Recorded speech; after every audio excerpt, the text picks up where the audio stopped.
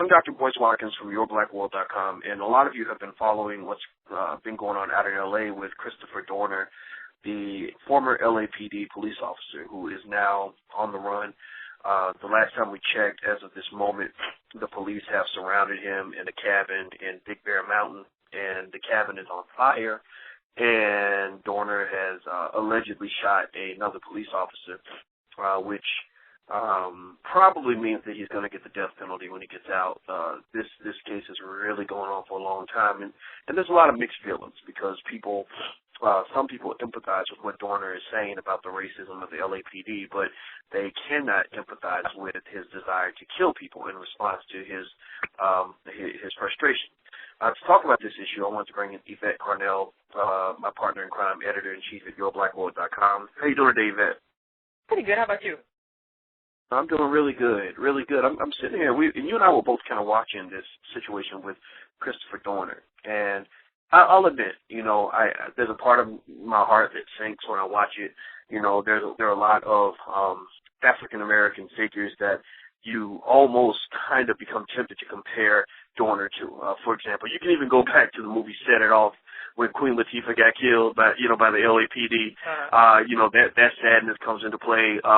You go back historically, you think about maybe Nat Turner, who fought against the oppression that he was experiencing at the time. You even think about modern day pop culture. You think about Django Unchained. Basically a black man who was so frustrated with the way white folks were treating him that he actually went and responded with violence. And now, mind you, I'm not saying that these comparisons are accurate. I'm just saying that these are comparisons that have been sort of brought to light. When you're watching how this is all kind of unfolding and going down, what are your thoughts in terms of how this incident has played out and how it's going to continue to play out? Well, let me tell you the first thing that just kind of pops in my mind. I think about everybody up until this moment was kind of gearing up for President Obama's State of the Union, and you have President Obama's State of the Union, and then this black guy who says basically, he went kind of crazy, or he couldn't deal with the racism or whatever in LAPD, and I think this is kind of the two Americas these are kind of the two black Americas in my mind. You have the post-racial black America who kind of we've moved on, we're doing our thing, we're making our money, and then there are other working class, kind of blue-collar Americans who are kind of we're struggling. We're struggling so bad sometimes that we snap and we just can't take it, So I think the first thing that comes to my mind is just the juxtaposition of these two, these two kind of events of Dorner's cabin ablaze on my TV, and still hearing people talk about, on a split screen, what is the president going to address in the State of the Union? You couldn't do it. You couldn't think of any way else to kind of juxtapose those two things. You couldn't do it any better. If I had written a script for it, I couldn't have thought of a better way to just kind of show you those two sides of Black America. I think that you're right. I think that if we were honest with ourselves, we would admit that there are a lot of people who empathize with Christoper Dorner. I have said from the beginning that I don't believe he's just some lunatic who just lost his mind. I mean, he really hasn't done anything like this in the past. From what I understand, he hasn't killed anybody. He hasn't, he doesn't have a criminal record. He was actually a patriotic American. He had bought into the American dream or just the greatness of America, American exceptionalism. I mean, he was a soldier. And he joined the LAPD because he really believed that things were better than they actually are. And I think that, unfortunately, it almost sounds like the disparities and the unfairness kind of slapped him in the face, and he didn't quite know how to handle it. I would argue sometimes that racism in the 1950s was a little easier to deal with in the sense that you knew that white folks didn't like you. You knew that there were deliberate efforts to oppress you. Now we live in a world where we're told that these efforts don't exist and that if you see racism around you, you are really seeing the boogeyman, that it's a figment of your imagination, that something's wrong with you. And you have black folks, some black folks who say, no, that's not true. Racism is real. It still affects a lot of us. And then you have some black folks who believe the hype. They believe that it's not real. And then when they see it firsthand, that's when they snap. I've known other people, I'm talking about successful, hardworking black people, professors, doctors, lawyers, etc., who were so outraged by the racism that they experienced on the job, or maybe they had a bad interaction with a police officer or whatever, and they just went crazy because they didn't expect it. They sort of were raised to believe that if you treat people fairly, they're going to treat you fairly as well. I think that Dorner, I think his story needs to be heard. I hope that we get a chance to hear from him. I don't know how this is going to end. I'm kind of worried about this, but I think he's going to actually get killed.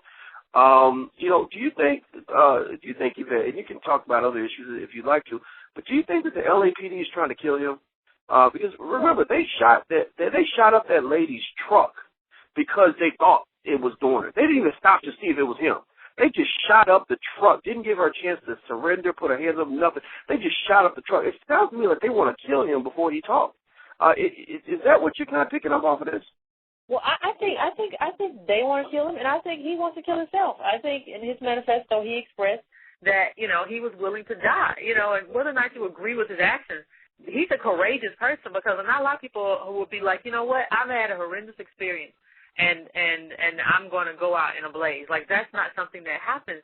So I think they're both. I think they're upset. They're pissed because he's killed some of their police officers, people who are close to them, and I don't think that they have any intention of bringing him in alive.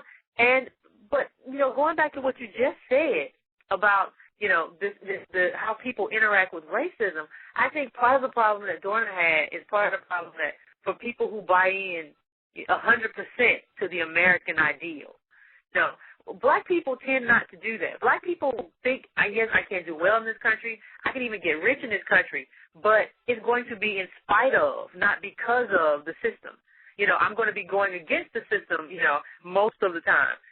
Dorner tended to me to believe in the American ideal, and that if he did the right thing, everything would just flow automatically.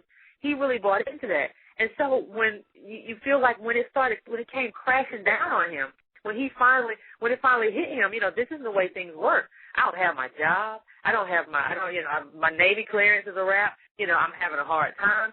I don't think he could grapple with that. And so it kind of makes me wonder too. He said in his manifesto he was raised around mostly white kids, and it kind of makes me wonder what kind of foundation did he have, to prepare him for the racism that he was going to face when he went out into the world. And for my part, I'm still waiting to hear from the family. If he has some type of psychological problem, I would want to hear that from the family. His mother, can come out and speak to that. But from what I see so far, I just see a man who became enraged and was just like, I've just seen too much. I've seen too much brutality, and people have called him a sociopath.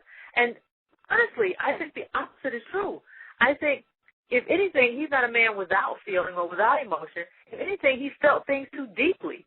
He was very injured by the things that happened to him. And I just wish that it could have happened another way, or that he would have had a better foundation, or people to say, hey, this happens to a lot of us, but we can get through it. Well, Tupac said in a song a long time ago, and I think this is reflective. This is one of the reasons I think people love Tupac, is because he spoke so directly to the black male experience when he was enlightened on it. He also made some stuff that wasn't so enlightened. But one of the things he said that really, the verse that I held on to was when he said, no more hesitation, each and every black male's trapped, and they wonder why we're suicidal running around strapped. And what he's basically saying in that verse, in my opinion, is that for some men, for some black men, you really grow up feeling like the world hates you, that the world wants you to die. The world doesn't have anything for you except a prison bed or a place in the cemetery. And I know that feeling very well. Sure, I worked hard. I got a PhD and all that stuff, but I remember times where the racism had me so furious, I wanted to go in there and whoop somebody's ass. Now, I wouldn't have done what Dorner did. I never owned a gun in my life. I don't believe in guns and all that. But I'll tell you what, if most brothers I know have had that day where you wanted to go in there and just kick somebody's butt because what they were doing to you was so unfair. You had worked so hard, and yet people still treat you like you are less than human. And so I think that a lot of people, as much as they might not agree with what Dorner did, I think, killing people, period, that's a little bit too much. But I mean, there's a part of Dorner's legacy, I think. Let's say he doesn't make it out of the situation alive. He's going to be a legend in the minds of some people. There are going to be people who say, this was the guy who stood up and fought against the LAPD. He fought against oppression. The LAPD will probably improve its procedures because of this. They will become more transparent because you see that the LAPD is becoming a little bit defensive about their process because Dorner, he lifted the curtain. He said, look, this is exactly what happened. He gave details.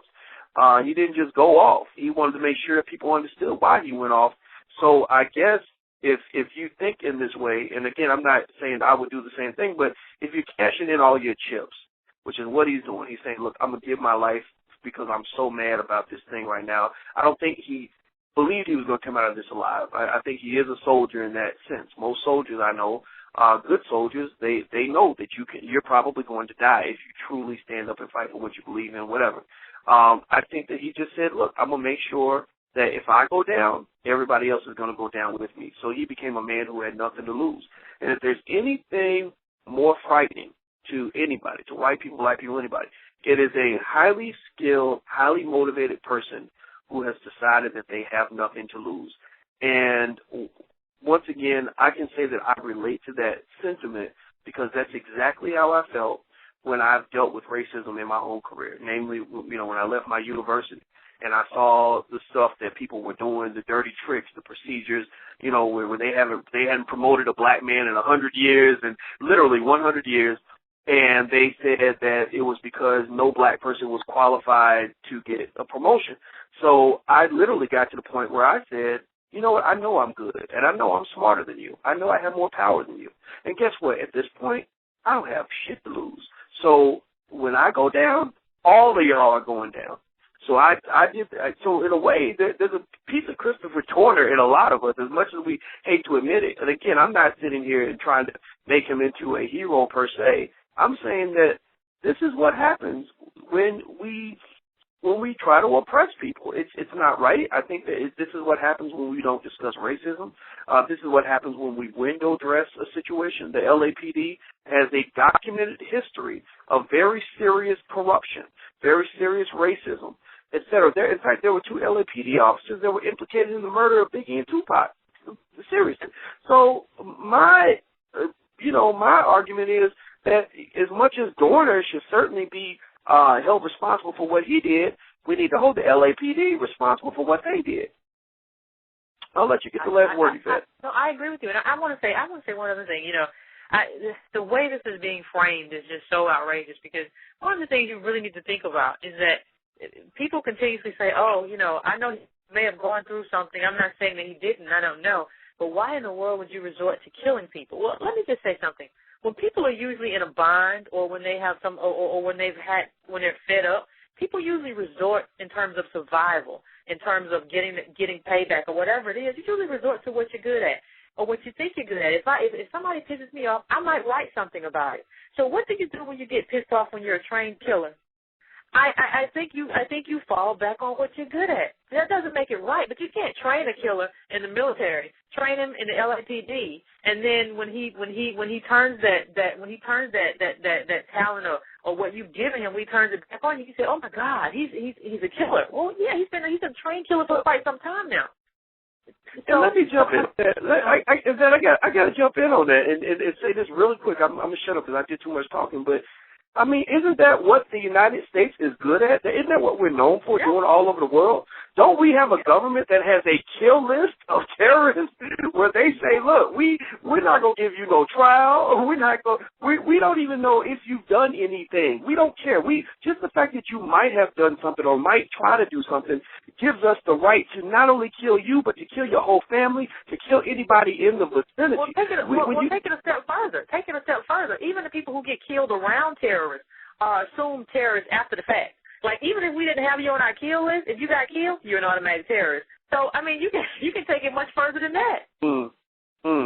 Right. So there you go. I'm not going to say anything else. It's outrageous to me that people are just maligning him, considering the, like you said, the history of this country, but considering what he was trained to do. considering what his training was. You train him to kill, and then he killed. He just, killed people that you didn't think should have died. That's the only difference that you have there. And the last thing I just want to say is that the reason black people really, it's racism, but there's another aspect, too, that kind of resonates with black people. When he said in his manifesto, that these cops, trade pictures of your dead loved ones to see and joke as to who had the most graphic kill of the night. And he just sees these cops just see your dead loved ones as overtime, and extra pay. That resonated with a lot of black people who were like, yeah, we've always known you weren't here to protect and serve. We've always known that. So that resonates with us in that kind of way, and that's why what he does resonates. So I don't want people to be able to try to frame it as, you're just siding with the killer. No, we understand some of what may have driven him to that, and that's an intelligent discussion that we should have. And if people on Fox and elsewhere are willing to have that discussion, that's fine too. Exactly, and I agree with you, and I think we can end it by saying this. It's unfortunate that Dorner may have killed 3 innocent people, but it would take him 50 years to kill as many innocent people as there have been killed by the LAPD. The LAPD takes innocent lives every week. So there's no way, if you want to call one side a terrorist, then that really is the pot calling the kettle black. The reality is that, Dorner declared his own war. He was a one-man army. He was good at it. And, in our society, we do believe that if you declare war on an enemy and you believe that you're fighting for a just cause, then you somehow have this magical right to kill for that cause. Dorner's not the first to do it. The United States went over and killed Saddam Hussein for something that he didn't even do because they felt that they had the righteous just cause to go cause a war and go murder somebody. So don't walk around Bible thumping and putting yourself in a glass house pretending that somehow we're better than what Dorner is or what he was as a man. I think it's just a matter of him going about his own version of justice in a way that was a little unconventional. And I also think that his story needs to be heard, and I think that we need to say that to each other so that we don't get sucked in by the mainstream media, which is more than happy to hang a black man out to dry. And so I'm not a fan of that. Well, thank you very much for your time, Yvette. I really, really appreciate it. And thank you all for checking us out at yourblackworld.com. And until we meet again, please stay strong, be blessed, and be educated. We are gone. Peace.